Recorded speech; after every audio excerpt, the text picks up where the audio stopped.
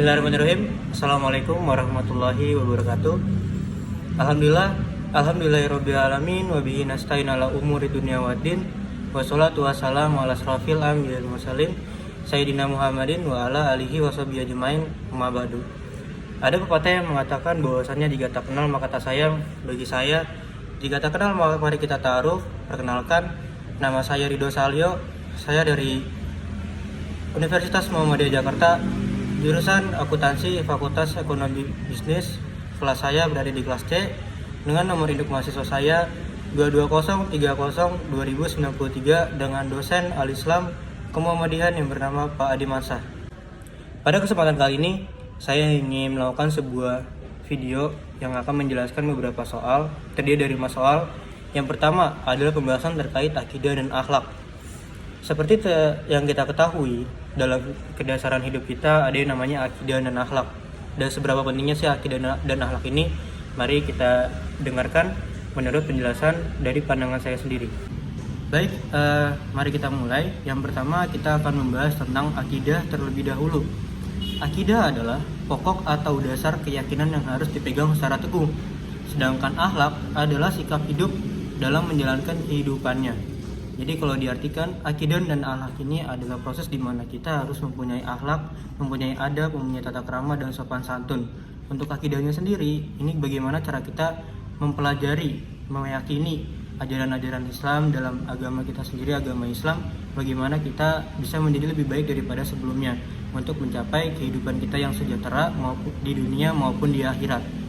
Akidah dan akhlak tidak hanya mencakup antara manusia dengan Allah, tetapi juga sesama manusia. Kenapa? Karena bagaimanapun juga manusia juga sebagai makhluk hidup yang memerlukan sosialisasi.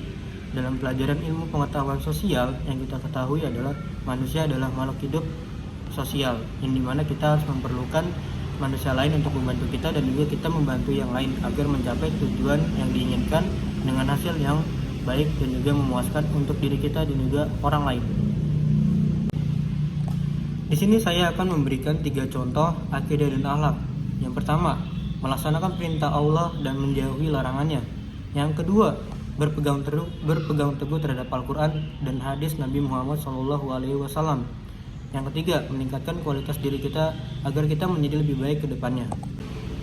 Yang selanjutnya, sumber akidah dan akhlak itu bersumber dari Al-Quran dan As-Sunnah, yang dimana Allah Subhanahu wa Ta'ala menurunkan di Al-Qurannya dan juga sunnah-sunnahnya yang diajari oleh Nabi Muhammad SAW, yang dimana kita perlu meyakininya dan menjalankannya. Serta di sini saya akan membacakan salah satu surat, yaitu surat Al-Hujurat ayat 10 yang berbunyi, Bismillahirrahmanirrahim. Innamal mu'minuna ikhwatun fa islahu baina ahwaikum wattaqullaha la'allakum turhamun.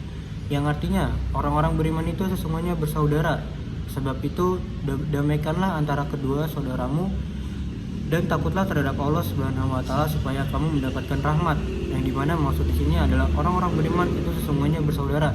Maka kita sudah menyimpulkan bahwasanya akidah dan akhlak ini kita semuanya itu adalah bersaudara.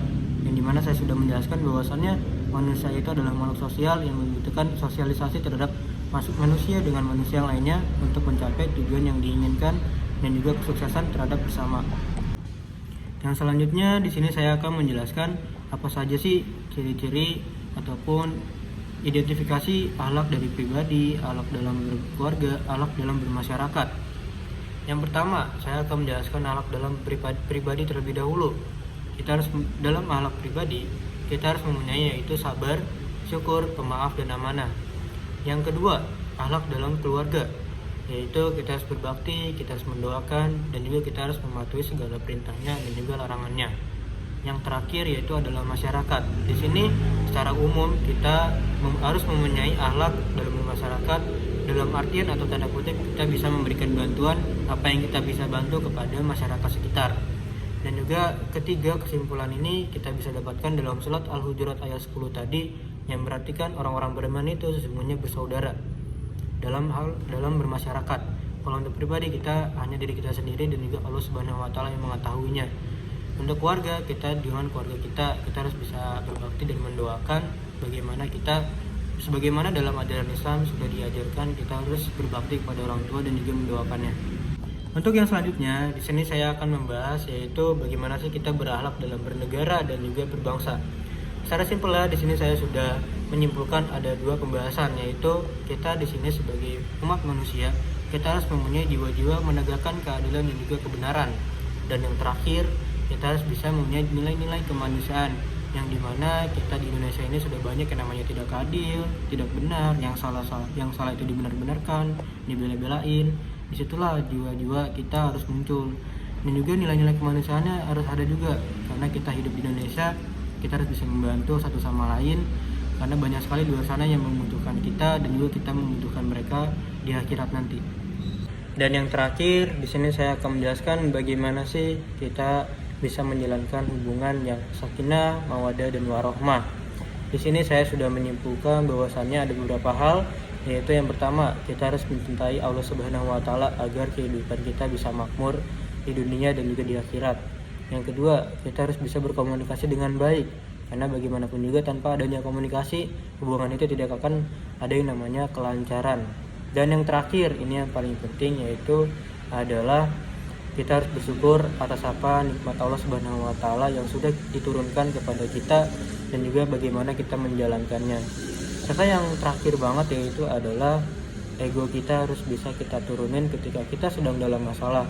Dan sedang dalam masalah itu kita harus selesaikan bareng-bareng dan juga tanpa adanya tidak keadilan di antara satu sama lain. Sekian dari saya, kurang lebihnya mohon maaf. Bila ada salah kata maupun kekurangan, saya akhiri. Nun wal qalam ya maisturun fastabiqul khairat nasrun minallah wa fatul qarib. Wassalamualaikum warahmatullahi wabarakatuh.